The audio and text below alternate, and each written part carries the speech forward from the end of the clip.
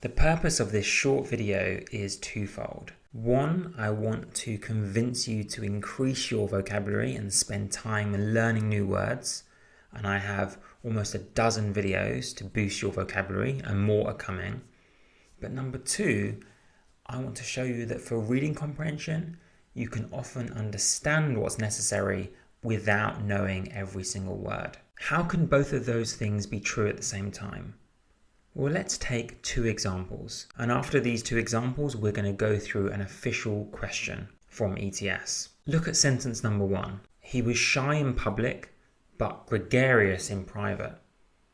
You might not know that gregarious means talkative, but that word but, that contrasting word but, indicates that the word probably means the opposite of shy. So you don't really need to know what gregarious means. You just know it means something to do with being extroverted. Of course, I'd love for you to understand the word and look up its etymology. And whenever you come across a word you don't know, I always encourage you to look it up and look up the etymology. But for reading comp, if that sentence came up, you could understand fully the sentence without necessarily knowing exactly what gregarious meant. In fact, there's another example of this in the title. Did you know the word superfluous? Okay, many of you would know that word, but those of you who didn't know that word would probably understand that it meant unnecessary. If I've written good vocabulary for reading comprehension, necessary or superfluous, you can probably intuit that superfluous means the opposite of necessary. So it means unnecessary. And that's correct. That is what it means. And you can understand that and get the meaning of what I'm trying to say without knowing the word superfluous. So you might think that's the point of this whole video, right? Just to teach you that you can understand everything without knowing all the words in reading comprehension. Not quite. Sometimes, and for some questions on the GRE and in other tests that involve reading comprehension, you simply can't understand what's going on if there's a key word that you don't get. I hate to break it to you, that does happen sometimes. And that's one of the reasons at least, why I want you to invest in improving your vocabulary. Take a look at sentence number 2 on screen. There is a plethora of information on the subject.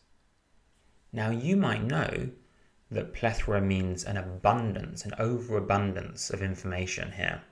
A plethora of information. But if you didn't know the word plethora, that sentence would still make sense if plethora meant lack. There is a lack of information on the subject. Or plethora could mean like a horrible word, like it's really bad information that's on the subject.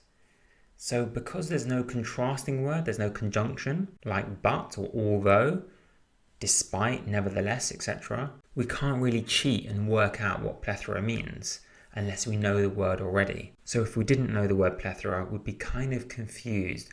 We'd have to hope to understand what plethora meant from the context of the paragraph. But even then, it's not always possible. That's why there are two messages that I want you to take from this video. Yes, you can often cheat, but not always. Let's see this in action in the context of a real reading comprehension question. I'm not going to read this one at a full exam pace because then I couldn't cover all the points. I just wanted to show you how in a real reading comprehension question you can come across sentences where you really need to know a word and many more sentences where you can guess or intuit what a word means. So let's take this slowly and then we're going to answer the two questions. Just for reference, only 42% of students could get question number 22 right. And I think it was about 70% of students could get question 23. So if you want to challenge yourself, you can.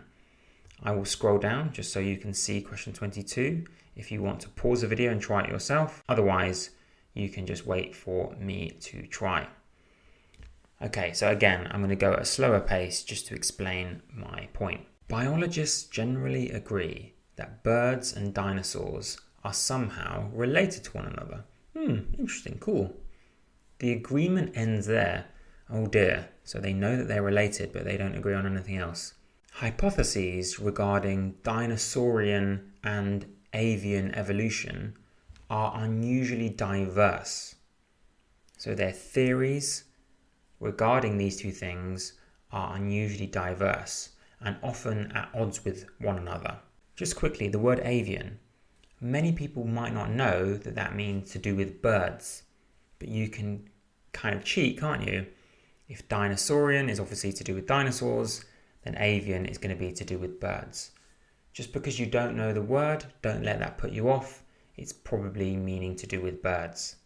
So anyway, these scientists have these different theories, hypotheses regarding birds and dinosaurs, but they are often at conflict with one another. The theories don't match. Confusion consequently reigns over a broad spectrum of unanswered questions dealing with avian origins and the biology of dinosaurs and early birds. Cool. This confusion has been exacerbated by a paucity of serious attempts to synthesize and evaluate available data. I'll stop there because there's already quite a few difficult words there. This sentence here is a classic one where if you don't know what some of the words mean, it's quite hard to work out what's going on. Is the confusion being lessened? Well, if you didn't know exacerbated meant made worse, then you wouldn't be sure. By a paucity of serious attempts. Does paucity mean an abundance or a lack? Paucity actually means a lack. So the confusion has been made worse by a lack of serious attempts to synthesize. Now, if you didn't know synthesize means bring together, you can kind of get away with that because evaluate, you could just go, okay, they're just evaluating basically data. So that's not so serious to not know synthesize. The confusion has been made worse by a lack of serious attempts to evaluate available data on the details of avian and dinosaurian evolution. Now, the problem with not understanding this sentence, due to not understanding some of the words, is that one of the answers depends on this sentence. So your task is definitely made harder if you don't know the word exacerbate and you don't know the word paucity. But it's not impossible. Imagine you don't know whether this means made worse by a lack or made better by an abundance of serious attempts. Well, the following sentence kind of shows you the tone. Don't forget the previous sentence had a negative tone about confusion, and the following sentence is, too often the job of summarizing current knowledge of these subjects has fallen to well-meaning but naive lay authors or reporters. You might not understand the word naive, but this phrase too often, it's again a negative thing. Therefore, it's likely in this negative overall context that this sentence is a negative one, and therefore it's unlikely that exacerbated by paucity means the situation is made a lot better by an abundance of attempts to evaluate the data, and it's much more likely that it means, which it does mean, that the confusion has been made worse by a lack of serious attempts. So again, it would be really helpful and save a lot of time if you knew the word exacerbate and you knew the word paucity, but you can still get it right even if you don't know those words. But it will take more time. The next sentence shows another problem with a lack of vocabulary. If you don't know the word naive or the word lay, then the sentence reads, too often the job of summarizing current knowledge of these subjects has fallen to well-meaning but something authors or reporters. And well-meaning but what? Well-meaning but incompetent? You can kind of intuit maybe because of the but that it means incompetent. But what does lay mean? If you didn't know that, you wouldn't really grasp the sentence. Maybe if you were paying attention, you would guess that a lay author or reporter is not doing a serious attempt. Again, it kind of relies on the previous sentence though. If there's a lack of serious attempts, this is maybe an example of that lack, because these are lay authors. That means non-professionals. And naive means innocent but not really understanding much. Again, it's possible to understand from the context, so I want to give you hope, but I do want to remind you increasing vocab is really important. Finishing it off, consequently, both the public and the scientific community have often been misled by widespread dissemination of sensational but weakly founded hypotheses. Here's an example of a sentence where you don't really need to understand every word. Imagine you don't know what dissemination means. The sentence still makes sense. Consequently, both the public and the scientific community have often been misled by widespread something of sensational but weakly founded hypotheses.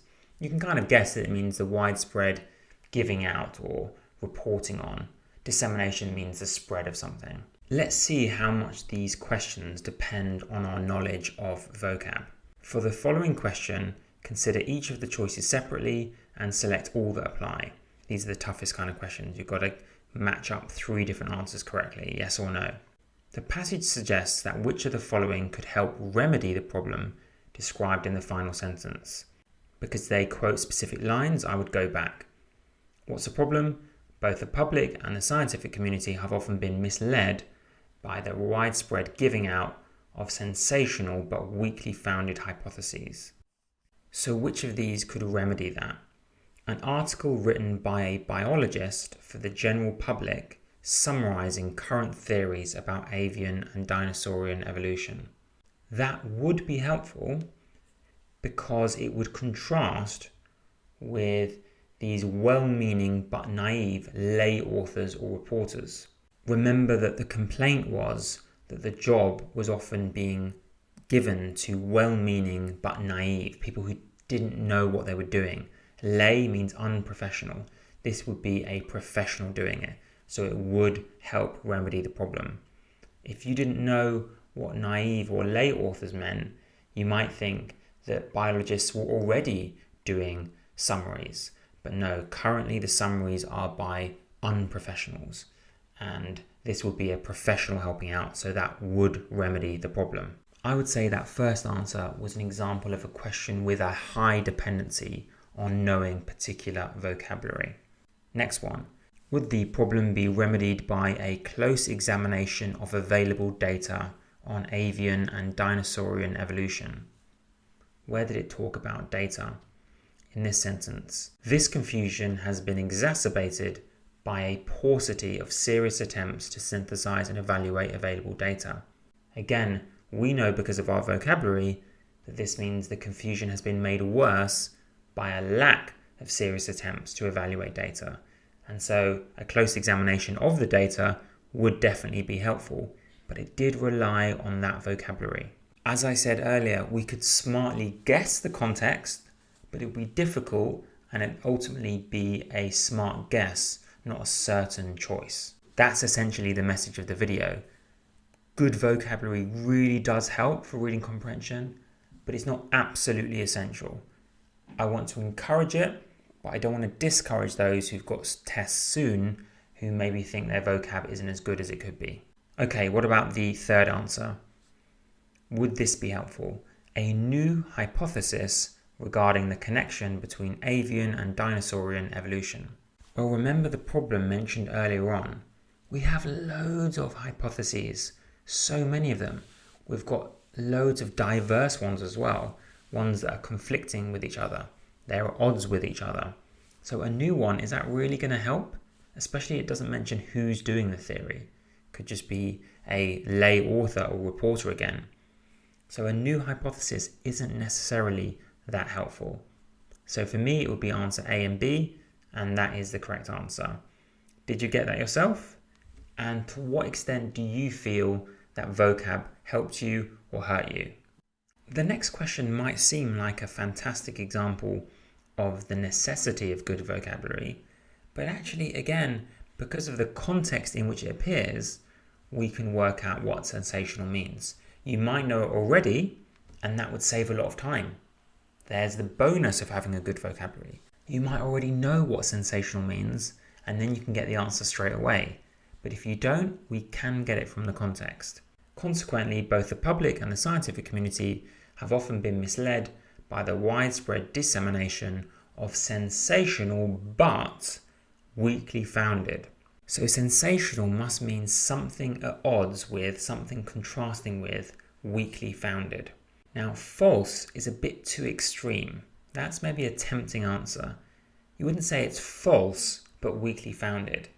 First of all, that wouldn't really be a contrast. If it was weakly founded, it would be false. You wouldn't say false but weakly founded, you'd say false and weakly founded. So it's not going to be false, and also that's too strong. Excellent is too big of a contrast. It's excellent but weakly founded. Well, it's not excellent then. Now, if you didn't know what the word eminent means, then you're a bit stuck because you might pick it just thinking, okay, well, I don't know the others, so I'm going to pick this one. But eminent again means good, superior, above the others. That's too much praise when you're just saying it's weakly founded. Horrifying is not correct in the context. They're not saying these theories are horrifying. That's way too strong. So indeed, the correct answer is dramatic, which is what the word sensational means. You might have known that already, but sensational means like melodramatic, way over the top. So they're over the top, catching loads of headlines, but they're weakly founded. Another example of how vocab really helps, but is not absolutely necessary all the time for reading comprehension. And that's the point I was trying to make with the video. I'm really trying to inspire you to increase your vocabulary, because some people feel they can get away with it without any new vocab and they'll ace reading comprehension. But really, if you have a better vocabulary, that makes reading much quicker, much easier, much less reliant on the context. You don't have to keep rereading to guess what certain words mean. So anytime you come up against a word you don't know in life, when you're reading articles, books, etc., look them up, memorize them. It really does help for reading comp. Hope you've enjoyed the video and see you next time.